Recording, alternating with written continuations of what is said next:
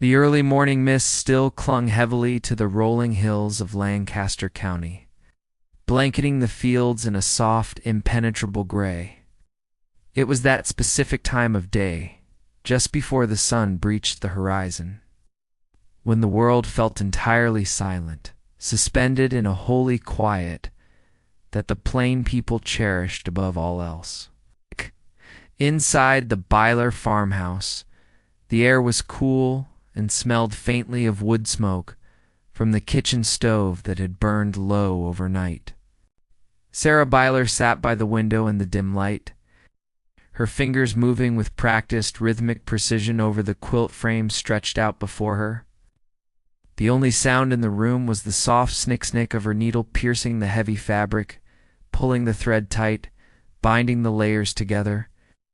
This was her time, the stolen hour before the milking began, before the heavy demands of the farm took over her hands and her mind. She was 20 years old, bordering on the age where the community expected a marriage announcement. Yet her mind was often far away from the practical realities of housekeeping and crop yields. The quilt beneath her hands was not the standard bars or center diamond pattern common to their district. It was something subtler, a shifting gradient of blues and grays that mimicked the storm clouds she watched gather over the Susquehanna River. Her father, Abram, would not approve if he paid close attention to the artistic flair she added. But he rarely looked closely at women's work. To him, a quilt was for warmth, and a woman was for keeping the home steady, like a heavy anchor in a turbulent sea. Sarah paused, looking out the window as the first pale light of dawn struck the gravel road at the end of their long dirt lane. That road was the boundary line, the sharp, invisible edge where God's country ended and the English world began. Usually, cars were just rushing blurs of chrome and noise irrelevant to her life, but today, something was different.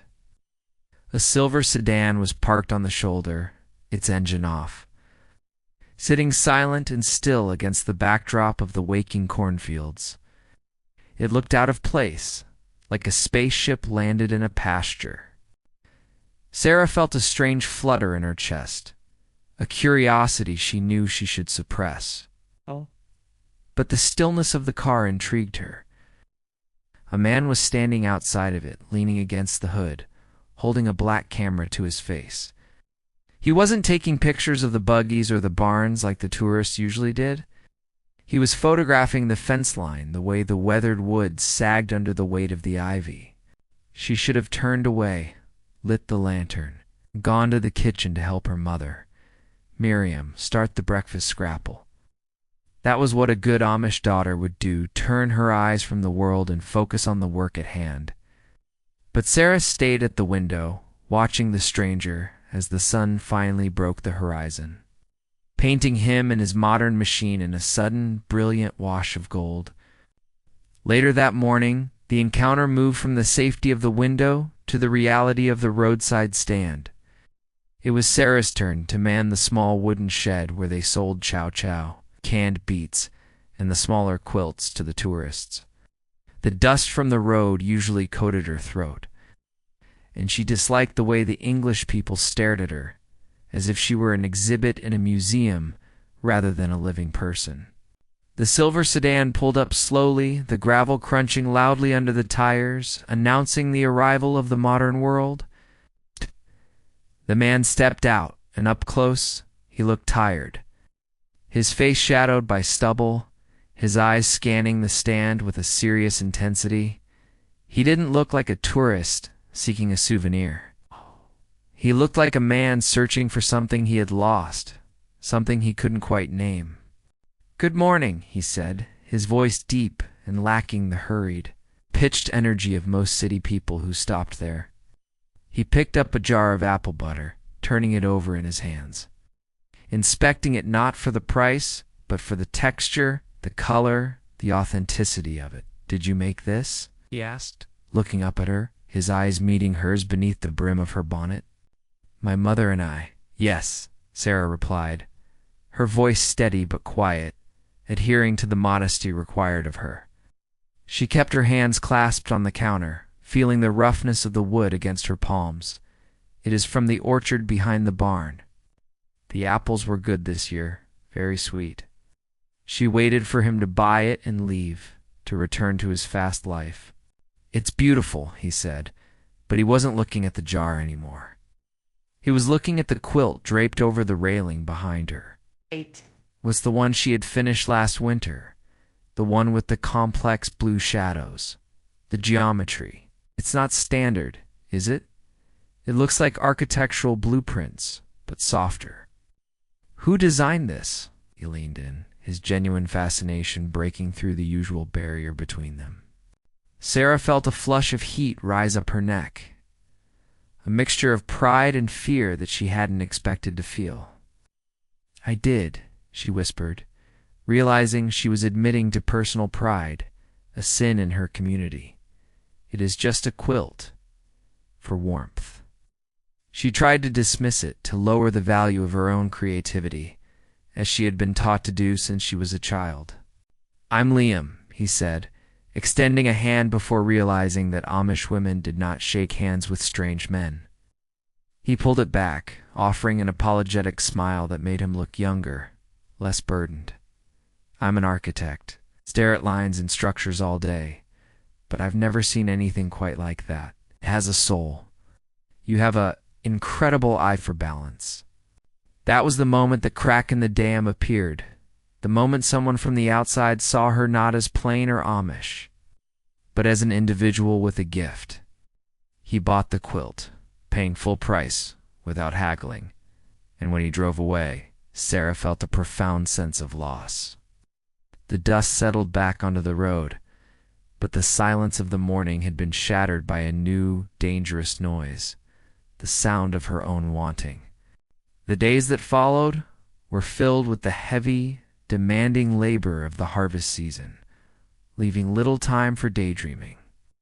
The corn was high and drying in the fields, the stalks rustling like dry paper in the wind, signaling the approach of autumn. Sarah worked alongside her brothers, shucking corn and loading the heavy wagons, her muscles aching with a fatigue that usually guaranteed a dreamless sleep. But sleep did not come easily now, for her mind was occupied with the memory of the conversation at the roadside stand. It was a small thing, a few minutes of talk, but it had opened a door she had kept bolted shut. She began to look at her world differently, seeing the geometry in the barn rafters and the color palettes in the turning leaves, wondering how Liam would see them. 2 weeks later, he returned, not to the stand, but to the edge of the property where the old covered bridge spanned the creek. Sarah was walking home from her sister's farm, a basket of eggs heavy on her arm, when she saw him sitting on the stone embankment, sketching in a notebook. He wasn't encroaching, just observing, respectful of the boundary, but lingering near it. She could have kept walking, kept her head down, and passed by without a word, as the Ordnung the rules of the church would dictate. But her feet slowed of their own accord, drawn by the sight of the charcoal moving across the paper. He looked up as she approached, and his face lit up with a recognition that made her heart hammer against her ribs. I hoped I might see you again, Liam said, closing the sketchbook, but keeping his finger marking the page. I wanted to tell you. I hung the quilt in my office in Philadelphia. My colleagues can't stop staring at it. They ask who the artist is. He used that word, a artist, a word that didn't exist in Sarah's vocabulary of humble service. We do not have artists here, Sarah said, stopping a safe distance away, the creek bubbling noisily between them. We have workers, of servants of God. To claim to be an artist is to draw attention to oneself, and that is pride. She recited the lesson well, but even as she said it, it tasted like ash in her mouth. Is it pride to appreciate the beauty of the world and capture it? Liam asked gently, challenging the dogma without mocking it. Look at this bridge. Someone built this with care. They chose the timber. They cut the joints. Was that pride, or was it love for the craft? He held out the sketchbook. I tried to draw it, but I can't get the light right, the way it hits the water." Sarah stepped closer, looking at the drawing. It was rough, energetic, capturing the structure but missing the stillness of the place. Without thinking, she pointed to the shadowed archway on the paper. "The light doesn't go there," she said softly. "Willows block it until noon. The shadows should be deeper, heavier. It anchors the bridge to the earth." Liam looked at her, then at the drawing, and then back at her, his expression shifting to one of intense respect. "You see things I miss," he said quietly. "Live inside the landscape while I just look at it. Sarah, would you, could you show me? Not now, but I'm trying to design a building that feels like this place. Peaceful, honest, I could use your eyes."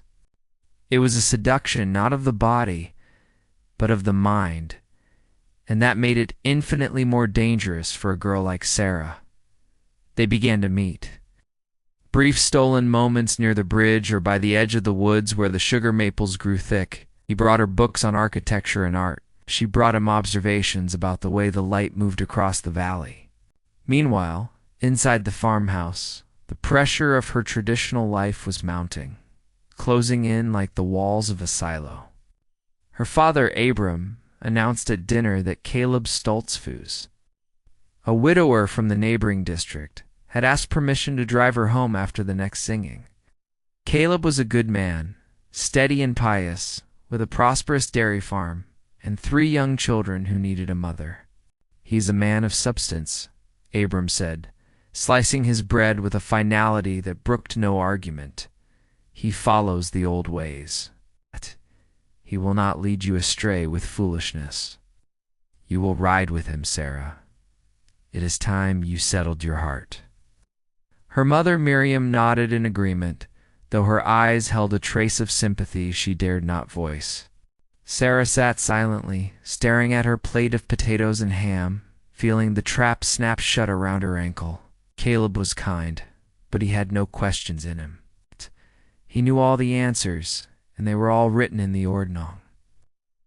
To marry him was to accept that her life would be a repetition of her mother's cooking, cleaning, birthing, and dying, never once asking why or what if. She met Liam the next day, her mood dark and brittle, the weight of the impending courtship heavy on her shoulders. She told him about Caleb, about the expectation, about the life that was being laid out for her like a straight, narrow furrow in a field. Liam listened, his jaw tightening, his hands clenching into fists at his sides. "You don't have to do it, Sarah," he said, his voice urgent, cutting through the humid afternoon air. "You have a choice. It doesn't feel like it, I know, but you do. You have a gift that the world needs to see. You could, you could leave. There are schools, there are studios, you could be free." "Free," Sarah laughed, a bitter, short sound. "To be free is to lose everything I know, my family, my faith. If I leave, I am dead to them. They will not speak my name. I will be a ghost while I am still alive." She looked at him, tears welling in her eyes. "You English, you think freedom is just walking out a door? You don't understand the cost." The season turned, the leaves blazing into brilliant reds and oranges before falling to rot on the damp earth. The singing came, and Sarah rode home in Caleb's open buggy, the horse's hooves clipping a steady, monotonous rhythm on the asphalt. Caleb spoke of milk prices and the new silo he planned to build, his voice a steady drone that made Sarah want to scream. She sat rigidly beside him, her hands folded in her lap, answering in monosyllables, her mind racing back to the conversations by the creek. Liam had given her a small sketch pad and a set of charcoal pencils, which she had hidden beneath the loose floorboard in her bedroom, wrapped in an old apron. At night, by the light of a tiny flashlight she had bought in secret, she drew. She drew her father's hands, gnarled and strong. She drew the curve of the buggy wheel. She drew Liam's face as she remembered it. It was a rebellion of ink and paper, a silent scream against the silence of her life. But secrets in an Amish house are like damp hay in a barn eventually. The heat builds up, and they catch fire. It happened on a Tuesday, a laundry day, when the steam and the smell of harsh lye soap filled the wash house.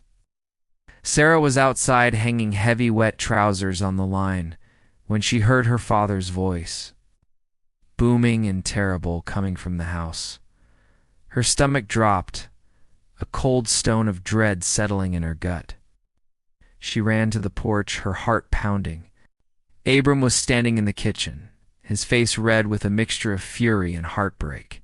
In his hand he held the sketch pad. He had found it. Perhaps the floorboard had creaked, or perhaps he had been looking for a mouse, but the reason didn't matter. The evidence of her worldly mind was there in his grip, the charcoal smudges damning her. "What is this?" he demanded, his voice shaking. He didn't yell. The quiet intensity of his anger was far worse. Images. Graven images. And this. He flipped the page to the sketch of Liam. "An Englishman, you have been meeting with a stranger? You have been lying to your mother, to me, to God?" Miriam sat at the table, her face buried in her hands, weeping silently. The sound of her mother's crying cut Sarah deeper than her father's anger. "It is just drawing, Dad," Sarah pleaded, her voice trembling. "It is just ... seeing the world. I haven't done anything wrong. We just talk. He likes my quilts. He likes your rebellion." Abram slammed the book down on the table. "He is a wolf, Sarah. Comes to steal you away from the flock.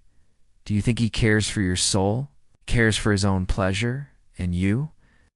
You are courting Caleb. You are preparing for baptism. How can you kneel before the church when your heart is full of this? ... this filth." The ultimatum was delivered with the brutal efficiency of a scythe clearing wheat. She was forbidden to leave the farm. 8. She was forbidden to go to the market stand. The sketchpad was thrown into the wood stove, and Sarah watched in horror as the flames curled around the pages, turning her drawings, her art, her small piece of freedom into gray ash and smoke. "You will stay here," Abram said, his back turned to her as he stared into the fire. "You will pray for cleansing. And on Sunday, you will tell Caleb that you are ready to set the date. If you see this Englishman again, if you bring this shame upon us, ... the bishop will know. You will be put under the ban. Do you understand? The Meidung, the shunning, to be cut off completely. To sit at a separate table at meals. To have no one take something from your hand. To be treated as if you did not exist until you repented or died. It was the ultimate punishment, the spiritual death, that every Amish child feared more than physical pain." Sarah nodded, tears streaming down her face. "I understand, Dad." But understanding the punishment did not kill the desire. It only drove it deeper underground. For 3 days, she worked like a machine, scrubbing floors until her knuckles were raw, trying to scour the image of Liam from her mind. Every time she looked at the window, she imagined the silver car.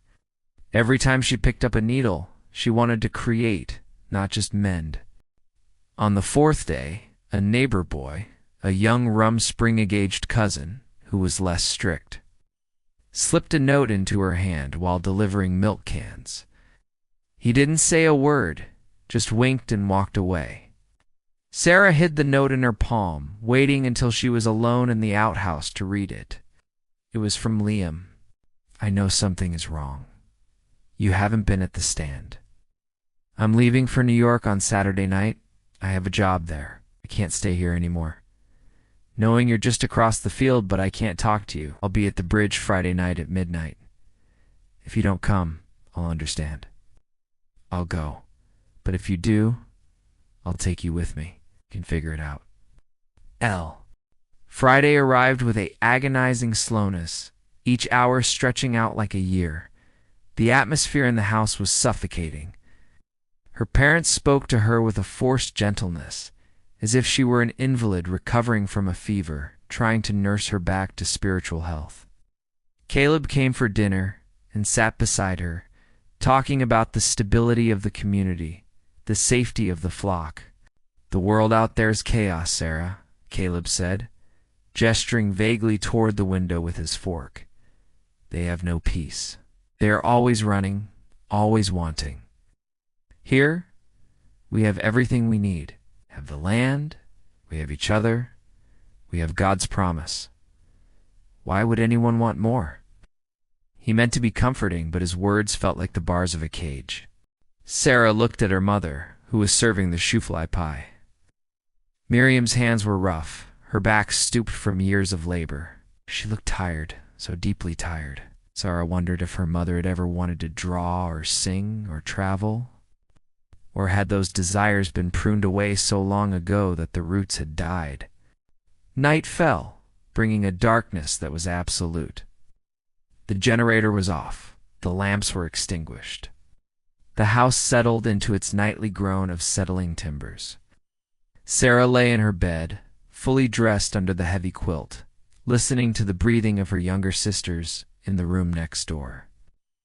The clock on the wall ticked loudly. 11 o'clock, 11:30. The fear was physical, a nausea that rolled in her stomach. If she walked out that door, she was killing Sarah Beiler. The girl who churned butter, the girl who sang the hymns, the girl her parents loved, she would cease to exist. In her place would be a stranger, an English woman with no history, no family, no home. But if she stayed, she looked at her hands in the dark. She stayed, she would never draw again. She would never know if she could have been something more. She would marry Caleb, and she would raise children to fear the world, and she would die wondering. The pain of staying suddenly felt sharper, more permanent than the pain of leaving. She moved. Slowly, silently, she slipped out from the covers.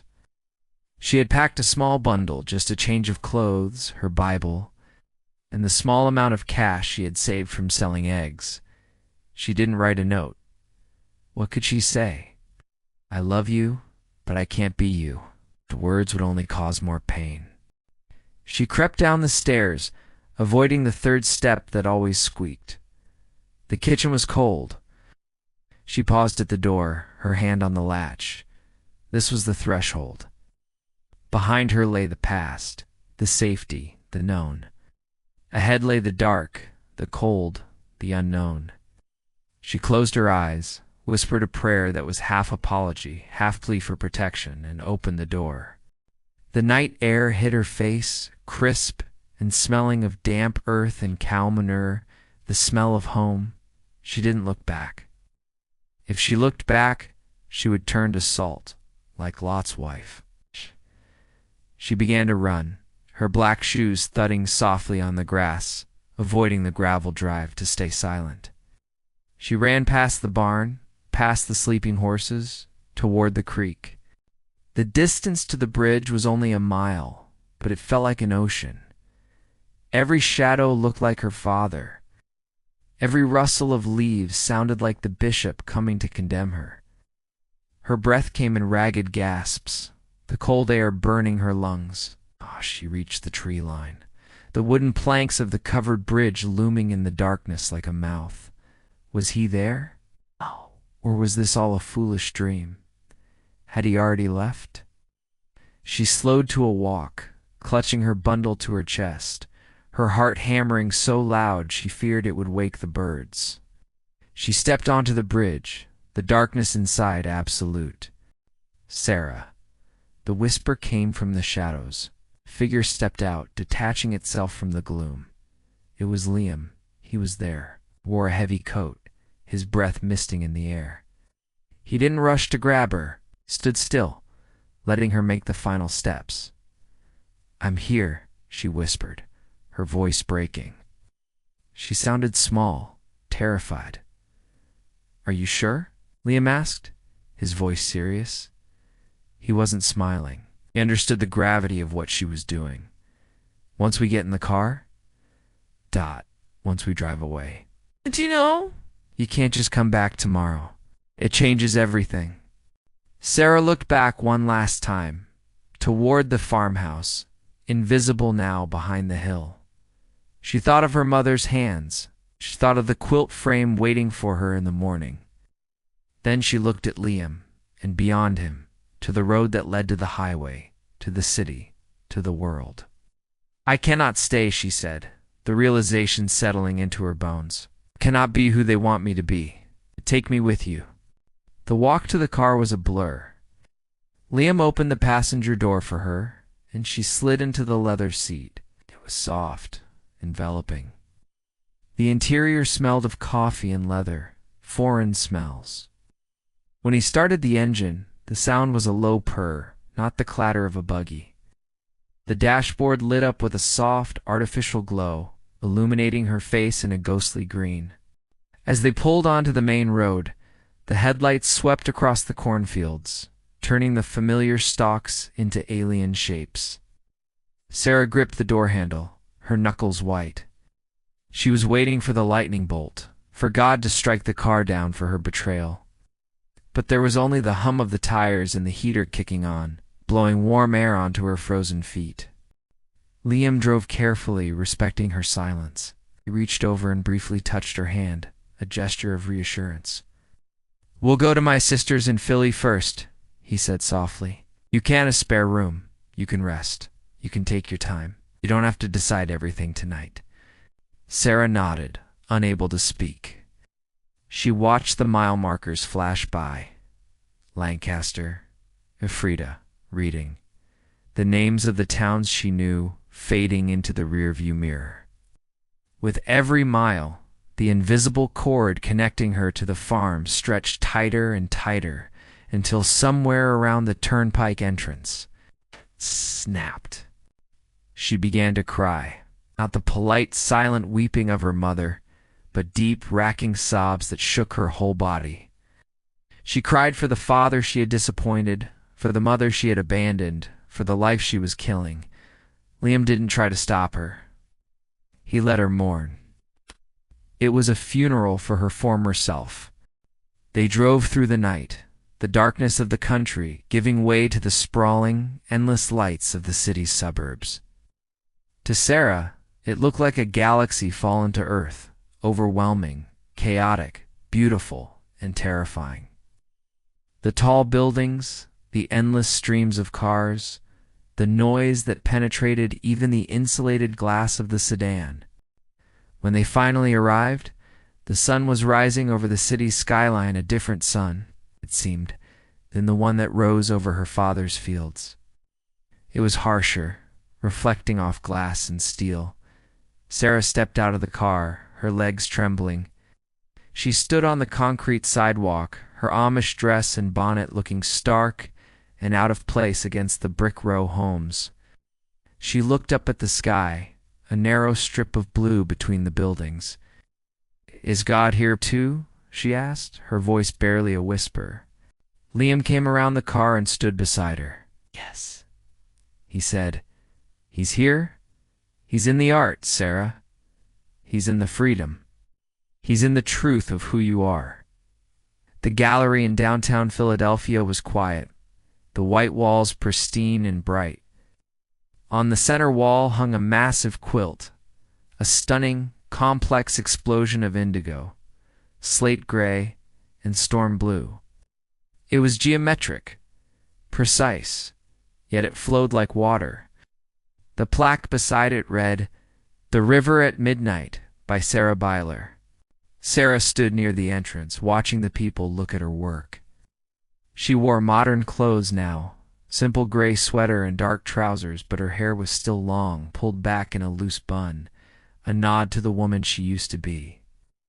She held a glass of sparkling water, her fingers no longer rough from milking, but stained with ink and dye.